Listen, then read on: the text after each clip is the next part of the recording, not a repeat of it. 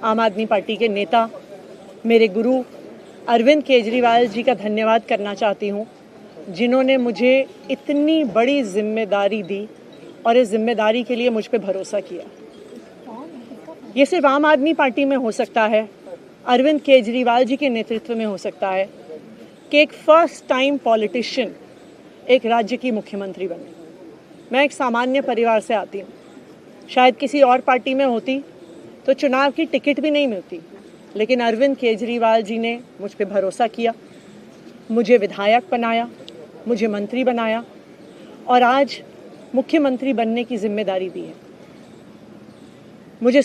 मैं खुश हूँ कि अरविंद केजरीवाल जी ने मुझ पे इतना भरोसा किया है, लेकिन जितना सुख आज मेरे मन में है, आज उससे बहुत ज़्यादा दुख भी मेरे मन में है। दुख इसलिए कि दिल्ली के लोकप्रिय मुख्यमंत्री मेरे बड़े भाई अरविंद केजरीवाल जी आज इस्तीफा दे रहे हैं। मैं आज ये ज़रूर कहना चाहती हूँ आम आदमी पार्टी के सभी विधायकों की तरफ से, दिल्ली की 2 करोड़ जनता की तरफ से, कि दिल्ली का एक ही मुख्यमंत्री है और उस मुख्यमंत्री का नाम अरविंद केजरीवाल है।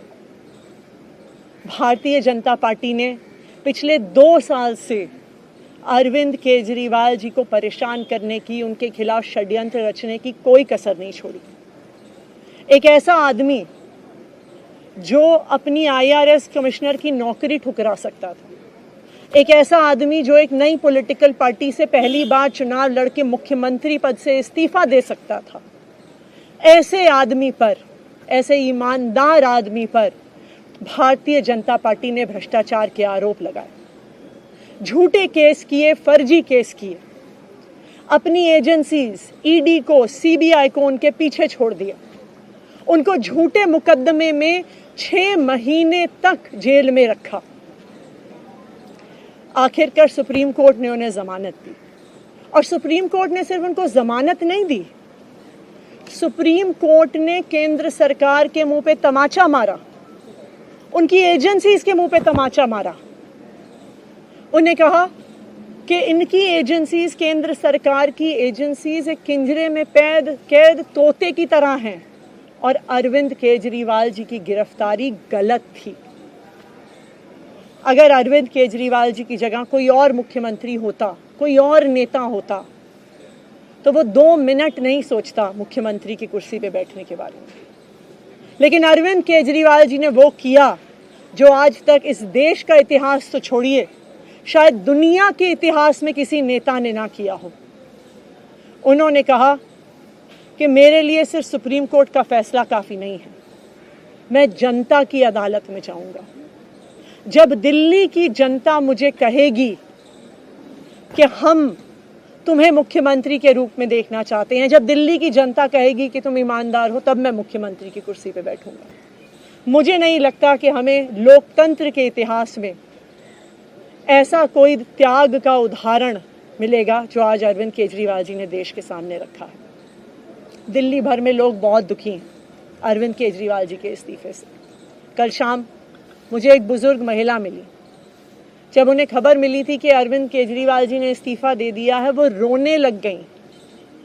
उन्होंने कहा कि वो मेरे बेटे की तरह हैं, उसको इतना परेशान किया है, उसको इतना परेशान किया, उस पर झूठे केस लगाए।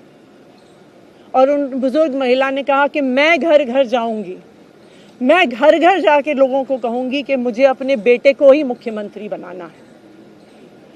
तो आज सभी दिल्ली वाले ये प्रण ले रहे हैं, सभी दिल्ली वाले इतने गुस्सा हैं, भारतीय जनता पार्टी के षड्यंत्र से नाराज हैं और अपने बेटे, अपने भाई अरविंद केजरीवाल जी को फिर से दिल्ली का मुख्यमंत्री देखना चाहते हैं। क्यों देखना चाहते हैं दिल्ली वाले अरविंद केजरीवाल जी को फिर से मुख्यमंत्री? क्योंकि उन्हें पता है कि अरविंद केजरीवाल ही ऐसे ईमानदार मुख्यमंत्री हैं जिनकी वजह से उन्हें फ्री बिजली मिली है। उन्हें पता है कि अगर अरविंद केजरीवाल जैसे ईमानदार व्यक्ति मुख्यमंत्री नहीं रहे तो उनको फ्री बिजली मिलनी बंद हो जाएगी। उन्हें पता है कि अरविंद केजरीवाल जैसे ईमानदार व्यक्ति अगर मुख्यमंत्री नहीं रहे तो उनके बच्चों के सरकारी स्कूल बदहाल हो जाएंगे। उनको पता है कि अरविंद केजरीवाल जैसे ईमानदार व्यक्ति अगर मुख्यमंत्री नहीं रहे तो जो अस्पतालों में, सरकारी अस्पतालों में अच्छा इलाज मिलता है, मुफ्त दवाइयाँ मिलती हैं, वो बंद हो जाएंगी। उन्हें पता है कि अगर अरविंद केजरीवाल जी मुख्यमंत्री नहीं रहे तो मोहल्ला क्लिनिक बंद हो जाएगी। अरविंद केजरीवाल मुख्यमंत्री नहीं रहे तो दिल्ली में महिलाओं की फ्री बस यात्रा बंद हो जाएगी, बुजुर्गों की तीर्थ यात्रा बंद हो जाएगी, क्योंकि उन्होंने देखा है कि भारतीय जनता पार्टी की 22 राज्यों में सरकार है, किसी एक राज्य में भी वो फ्री बिजली, अच्छे स्कूल, अच्छे अस्पताल, मोहल्ला क्लिनिक, फ्री बस यात्रा नहीं दे पाते हैं। और एक ईमानदार अरविंद केजरीवाल है जो दिल्ली के लोगों को इतना कुछ देता है।